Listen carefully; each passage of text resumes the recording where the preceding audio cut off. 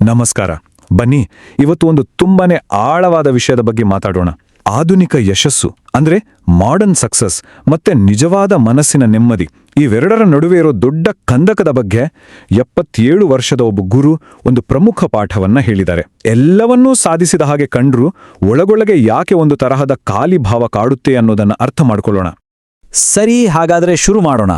ಮೊದಲು ಈ ಒಂದು ಮೂಲಭೂತ ಪ್ರಶ್ನೆಯನ್ನ ಕೇಳ್ಕೊಳ್ಳೋಣ. ಯಶಸ್ಸು ಅಂದ್ರೆ ನಿಜವಾಗಿಯೂ ಏನು, ಹೇಗಿರುತ್ತೆ ಅದು? ಈ ಒಂದು ಪ್ರಶ್ನೆಯಲ್ಲೇ ಇವತ್ತಿನ ಬಹುತೇಕ ವೃತ್ತಿಪರರ ಜೀವನದ ದೊಡ್ಡ ಸಂಘರ್ಷ ಅಡಗಿದೆ. ನೋಡಿ, ಒಂದು ಕಡೆ ಸಮಾಜ ನಮಗೆ ಒಂದು ಭರವಸೆ ಕೊಡುತ್ತೆ, ದೊಡ್ಡ ದೊಡ್ಡ ಡಿಗ್ರಿಗಳು, ಕೈ ತುಂಬ ಸಂಬಳ, ಐಷಾರಾಮಿ ಜೀವನ ಅಂತ. ಆದ್ರೆ ಇನ್ನೊಂದು ಕಡೆ ವಾಸ್ತವ ಏನಪ್ಪಾ ಅಂದ್ರೆ ಸುಸ್ತು, ಒಂಟಿತನ ಮತ್ತು ದಿನೇ ದಿನೇ ಹೆಚ್ಚಾಗೋ ಆತಂಕ. ಇದು ಸುಮ್ಮನೆ ಹೇಳ್ತಿರೋ ಕಥೆಯಲ್ಲ, 28 ವರ್ಷದ ಕರಣನೋ ಯುವಕನ ನಿಜವಾದ ಅನುಭವ.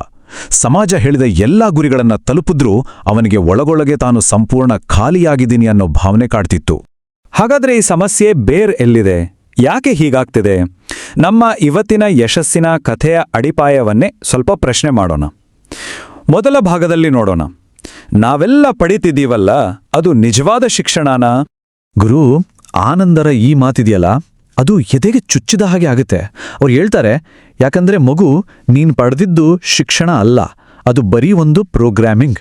ಅಬ್ಬಾ, ಈ ಒಂದು ವಾಕ್ಯ ಇವತ್ತಿನ ಇಡೀ ಎಜುಕೇಷನ್ ಸಿಸ್ಟಮ್ನ ಉದ್ದೇಶದ ಬಗ್ಗೆನೇ ಮತ್ತೆ ಯೋಚನೆ ಮಾಡೋ ಹಾಗೆ ಮಾಡುತ್ತೆ. ಹಾಗಾದ್ರೆ ನಿಜವಾದ ಶಿಕ್ಷಣ ಅಂದ್ರೆ ಏನು? ನಮ್ಮ ಪ್ರಾಚೀನ ಜ್ಞಾನ ಏನ್ ಹೇಳುತ್ತೆ? ನಿಜವಾದ ಶಿಕ್ಷಣ ಅಂದ್ರೆ ವಿದ್ಯಾ, ಅದರ ಗುರಿ ಜ್ಞಾನವನ್ನ ಕೊಡೋದು. ಜ್ಞಾನ ಅಂದ್ರೆ ಏನು? ಅದು ನಮ್ಮ ಮನಸ್ಸನ್ನ ಸ್ವತಂತ್ರಗೊಳಿಸುತ್ತೆ, ಜೀವನವನ್ನ ಆಳವಾಗಿ ಅರ್ಥ ಮಾಡ್ಕೊಳ್ಳೋಕ್ಕೆ ಸಹಾಯ ಮಾಡುತ್ತೆ. ಆದರೆ ಇವತ್ತಿನ ಮಾಡರ್ನ್ ಎಜುಕೇಷನ್ ಗುರಿ ಏನು? ಒಳ್ಳೆ ಸಂಬಳ. ಅಂದ್ರೆ ನಮ್ಮನ್ನ ಸ್ವತಂತ್ರವಾಗಿ ಯೋಚನೆ ಮಾಡೋರನ್ನಾಗಿ ಮಾಡೋ ಬದಲು ಇನ್ನೊಬ್ಬರ ಕೈ ಕೆಳಗೆ ಕೆಲಸ ಮಾಡೋಕ್ಕೆ ನಮ್ಮನ್ನ ತಯಾರು ಮಾಡೋ ವ್ಯವಸ್ಥೆಯಾಗಿ ಬದಲಾಗಿದೆ. ಹಾಗಾದ್ರೆ ಈ ಪ್ರೋಗ್ರಾಮಿಂಗ್ನಲ್ಲಿ ಏನೇನು ಕಲಿಸಲಾಗುತ್ತೆ? ಸ್ಲೈಡಲ್ಲಿ ನೋಡ್ಬೋದು. ಹೇಗೋ ಬದುಕೋದು ಹೇಗೆ, ಒಂದು ಕೆಲಸ ಪಡ್ಕೊಳ್ಳೋದು ಹೇಗೆ, ಬೇರೆಯವರಿಗಿಂತ ಮುಂದೆ ಹೋಗೋದು ಹೇಗೆ, ಮತ್ತು ಎಲ್ಲಕ್ಕಿಂತ ಮುಖ್ಯವಾಗಿ ಸಂಬಳಕ್ಕೋಸ್ಕರ ತಲೆಬಾಗೋದು ಹೇಗೆ ಅಂತ ಕಲಿಸುತ್ತೆ. ಇದು ಸ್ವತಂತ್ರ ಚಿಂತಕರನ್ನಲ್ಲ, ಬದಲಿಗೆ ಹೇಳಿದ ಮಾತು ಕೇಳೋ ಕೆಲಸಗಾರರನ್ನು ಸೃಷ್ಟಿ ಮಾಡೋ ಕಡೆನೇ ಹೆಚ್ಚು ಗಮನ ಕೊಡುತ್ತೆ. ಸರಿ, ಶಿಕ್ಷಣದ ಕಥೆ ಆಯ್ತು. ಈಗ ಸಮಸ್ಯೆ ಎರಡನೇ ಭಾಗಕ್ಕೆ ಬರೋಣ. ಸಂಪತ್ತಿನ ಬಲೆ. ಜ್ಞಾನ ಇಲ್ಲದೆ ಬರೀ ಹಣದ ಹಿಂದೆ ಹೋದಾಗ ಅದು ಎಂಥ ವಿನಾಶಕ್ಕೆ ಕಾರಣವಾಗಬಹುದು ಅನ್ನೋದನ್ನ ನೋಡೋಣ. ಗುರು ಆನಂದ್ರು ಇಲ್ಲಿ ಒಂದು ತುಂಬಾನೇ ಗಂಭೀರವಾದ ಎಚ್ಚರಿಕೆ ಕೊಡ್ತಾರೆ. ಅವ್ರು ಹೇಳ್ತಾರೆ, ಒಬ್ಬ ವ್ಯಕ್ತಿಯ ಚಾರಿತ್ರ್ಯದ ಅಡಿಪಾಯವೇ ಸರಿ ಇಲ್ಲ ಅಂದ್ರೆ ಸಂಪತ್ತು ಸಂಪೂರ್ಣ ವಿನಾಶವನ್ನೇ ತರುತ್ತೆ, ಸರ್ವನಾಶ. ಅಂದ್ರೆ ಹಣವನ್ನ ನಿಭಾಯಿಸೋಕೆ ಮಾನಸಿಕವಾಗಿ ಸಿದ್ಧರಿಲ್ಲದ ವ್ಯಕ್ತಿಯ ಕೈಗೆ ಅದು ಸಿಕ್ಕಿದ್ರೆ ಏನಾಗುತ್ತೆ ಅನ್ನೋದಕ್ಕೆ ಇದು ನೇರ ಎಚ್ಚರಿಕೆ. ಹಾಗಾದ್ರೆ ಜ್ಞಾನವಿಲ್ಲದ ಸಂಪತ್ತು ನಮ್ಮನ್ನ ಎಲ್ಲಿಗೆ ತಗೊಂಡೋಗುತ್ತೆ? ಮೊದಲನೇದಾಗಿ ಅದು ನಮ್ಮ ಅಹಂಕಾರವನ್ನ ಬೆಳೆಸುತ್ತೆ. ನಾವೇ ಗ್ರೇಟ್ ಅನ್ನೋ ಭಾವನೆ ಬರುತ್ತೆ. ಅದೇ ಹೊತ್ತಿಗೆ ನಮ್ಮ ಆತ್ಮಕ್ಕೆ ನೆಮ್ಮದಿ ಇರಲ್ಲ, ಅದು ಹಸಿದಿರುತ್ತೆ. ದುಡ್ಡು ಬಂದ ಹಾಗೆಲ್ಲ ವಿನಯ ಅನ್ನೋದು ಮಾಯವಾಗುತ್ತೆ. ವಸ್ತುಗಳನ್ನು ಕೊಳ್ಳೋದೇ ಜೀವನದ ಗುರಿ ಅನ್ನೋ ಹಾಗೆ ಆಗುತ್ತೆ. ಕೊನೆಗೆ ಉಳಿಯೋದೇನು? ನಿರಂತರ ಆತಂಕ ಮತ್ತು ಖಿನ್ನತೆ.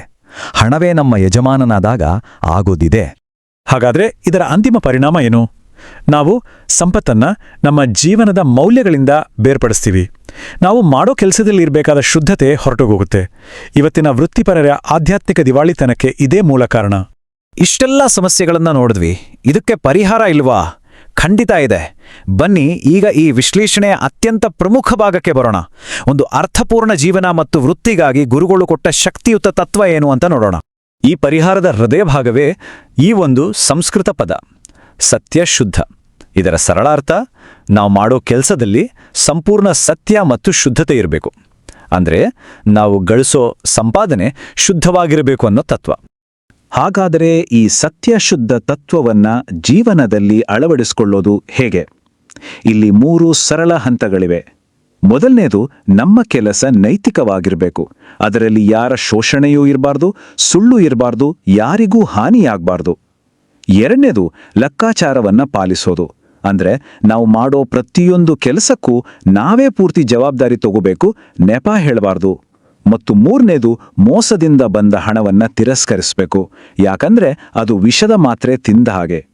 ಈ ಎರಡು ದಾರಿಗಳ ನಡುವಿನ ವ್ಯತ್ಯಾಸವನ್ನ ಎಷ್ಟು ಅದ್ಭುತವಾಗಿ ಹೇಳಿದ್ದಾರೆ ನೋಡಿ. ಮೋಸ ಮಾಡೋನು ಕಾಗದದ ಟ್ರೋಫಿಗಳನ್ನು ಗೆಲ್ತಾನೆ, ಮರಳಿನಲ್ಲಿ ಕೋಟೆ ಕಟ್ತಾನೆ, ಜೀವನದಲ್ಲಿ ಬಿರುಗಾಳಿ ಬಂದಾಗ ಭಯದಿಂದ ನಡುಗ್ತಾನೆ.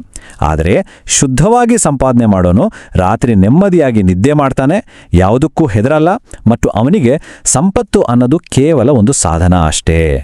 ಗಮನಿಸಿ, ಈ ಜ್ಞಾನ ಯಾವುದೋ ಪುಸ್ತಕದಿಂದ ಬಂದಿದ್ದಲ್ಲ.